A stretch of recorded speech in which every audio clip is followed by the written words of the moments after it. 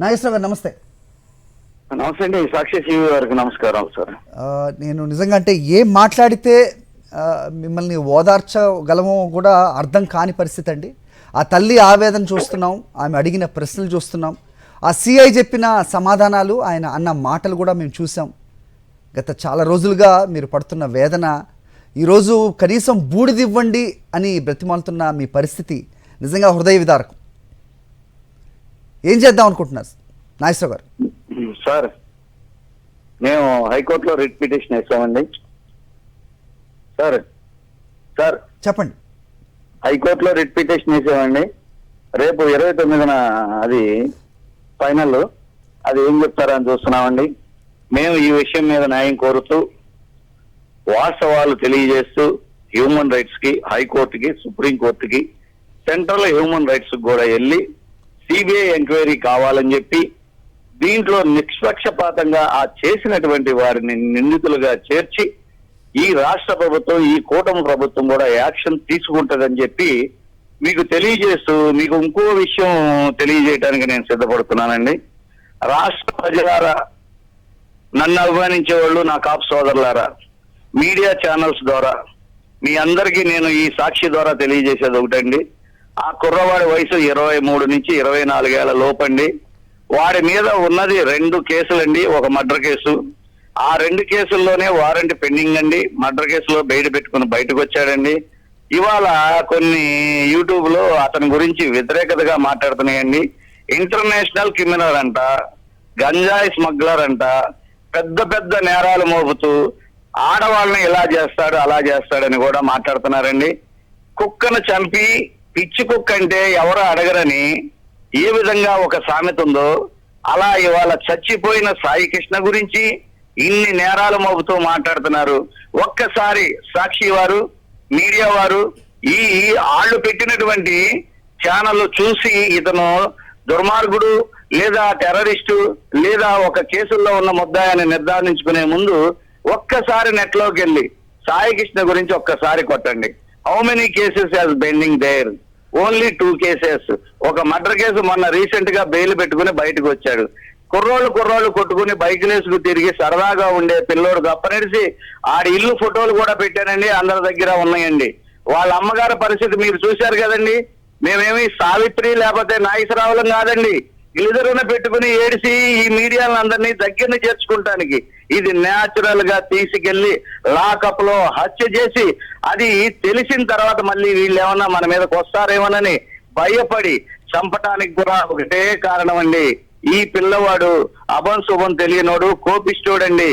ఆ సిఐ అతి దారుణంగా కొడుతుంటే 4 గోళ్ల మధ్య పెట్టి పిల్లిని కొడితే ఎలాగో అలాగే ఈ సిఐని నా మేనలుడు చాసి చెంపెమ్మడ కొట్టిన మాట కూడా వాస్తవం అని రాత్రే మాకు తెలిసిందండి. ఆ ఇగోకి హట్టై పిల్లోడిని నరకం చూపించి చంపారే గాని ఇంకోటి కాదండి. పిల్లోడు మీద కేసులు ఉన్న మాట వాస్తవం అండి. 2 కేసులే. అది వీళ్ళు పెట్టిన గంజాయి కేసులండి. ఈ గంజాయి కేసులు ఎవరి మీద ఎలా పెడతారో కృష్ణలంక ప్రజానాయకుని కనుక అడగండి, విజయవాడ ప్రజలను అడగండి.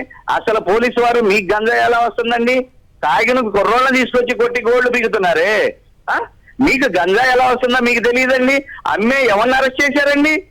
నిన్న చూడండి, అదే కేసులో అరెస్ట్ అయినటువంటి 2 పెద్ద డబ్బున్నోళ్ళ పిల్లల్ని ఎలా ఊరేగింపు చేసి తీసుకెళ్లారు.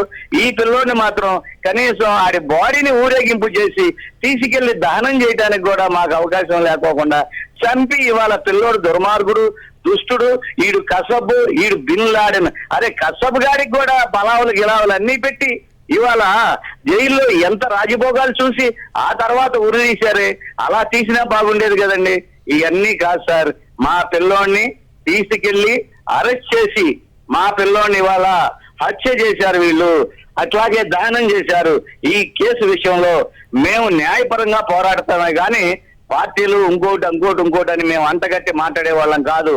ఇప్పుడు ఇది పెట్టినటువంటి వాళ్ళు కూటమికి సంబంధించిన సోషల్ మీడియా. అయ్యా, మీకు పిల్లలు ఉన్నారు. నేను చెప్పింది అబద్ధం అయితే మా ఫ్యామిలీలో ఇంకా పిల్లలకు తగులుద్ది. లేదు, మీరు ఇంత అసత్య ప్రచారం సిఐ కోసం మీ ప్రభుత్వాన్ని కాపాడుకుంటాం చేస్తున్నారు. రేపు మీ పిల్లలకు తగులుద్ది. అది గుర్తుపెట్టుకోండి. కూటమి కోసం నేను ఎంత కష్టపడ్డానో, నా వాయిస్ తో 26% ఉన్న కాపుల్ని ఎంత మార్చుకుని ఇవాళ కూటమిగా ఓటేయండి, పవన్ కళ్యాణ్ అనేవాడు మనకు కావాలి, మరో రంగా అని చెప్పి నేను చెప్పుకున్నా. అలాంటిది ఇవాళ మా పిల్లోడి మీద మీరు అసత్య ప్రచారం చేస్తున్నారండి. మీ ఛానల్ ద్వారా నేను ఒకటే తెలియజేస్తున్నానండి, మా పిల్లోడి మీద 2 కేసులు వీళ్ళు పెట్టిన ఫాల్స్ కేసులు. అసలు మీ అడ్మినిస్ట్రేషన్ అని ఉంటే సరైన కేసు కడితే 4-5 ఏళ్ళు జైలుకి వెళ్ళేవాడు. జైలుకి వెళ్తే మార్పు అనేది వచ్చేదేమో. ఎందుకని మీరు సరిగా కేసు కూడా కట్టలేరు? ఒక్కొక్క కేసులో మీరు పెట్టిన సాక్ష్యాలు చూడండి. 3,000-4,000 కేసుల్లో కూడా ఏ సాక్ష్యాలు.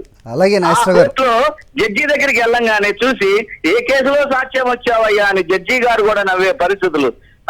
మీరండి మాట్లాడేదే పిల్లోడి మీద కేసులు ఉన్నాయా? చూపించండి ఒకసారి, నెట్ లో కొట్టండి సాక్షి వారు. అన్ని ఛానల్స్ కూడా నేను ఇదే చెప్తున్నా. ఇది ప్రచురించినటువంటి కొంతమంది యదవులకు కూడా నేను ఇదే చెప్తున్నా. నెట్ లో కొట్టండి, 2 కేసులు తప్పనిసి ఏమైనా ఉన్నాయేమో. మార్కాపురం పారిపోయి బతుకుతున్నోడిని తీసుకొచ్చి మీరు ఈ విధమైన దారుణం చేసి తిరిగి పిల్లోడి మీద అభియోగం మోపటం చాలా దారుణం అండి. నేను ఒంటరి పోరాటం చేస్తా, దేనికైనా సిద్ధపడతా. నా సభ్యులు, నా సంఘాలు, కులాలు కూడా సహకరిస్తున్నాయి. నేను దేనికైనా సిద్ధం అండి. నేను భయపడే మనిషిని కాదు. దయచేసి మీడియా వారు ఈ విషయాన్ని మీరు బయటికి తీసుకొచ్చినందుకు సంతోషం. అట్లాగే బ్రహ్మనాయుడు గారికి, సుధాకర్ నాయుడు గారికి, ఓకే సార్, నాగేశ్వరరావు గారు, గౌరవనీయులైన మీరు చేసే న్యాయ పోరాటంలో మీరు గెలుపొందాలని మేము కోరుకుంటున్నాం. నిజంగా ఒక వ్యక్తి కేసులు ఉన్నాయి, అతని మీద మర్డర్ కేసులో బెయిల్లో ఉన్నాడని చెప్తున్నారు. కానీ ఎవరిని కూడా 3rd డిగ్రీ చేసి ఇంత చిత్రహింసలు పెట్టి చంపేసే హక్కు అయితే ఖచ్చితంగా పోలీసులకు ఉండదు. సో ఎందుకు ఇలా చేయవలసి వచ్చింది అనేది ఎవరు మరి సమాధానం చెప్పాలి.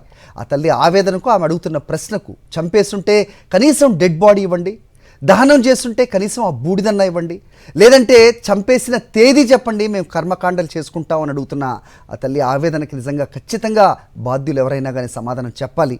ఇది కోర్టులో ఖచ్చితంగా వాళ్ళకి న్యాయం జరగాలని అయితే ప్రతి ఒక్కళ్ళు కోరుకుంటున్న సిచ్యువేషన్.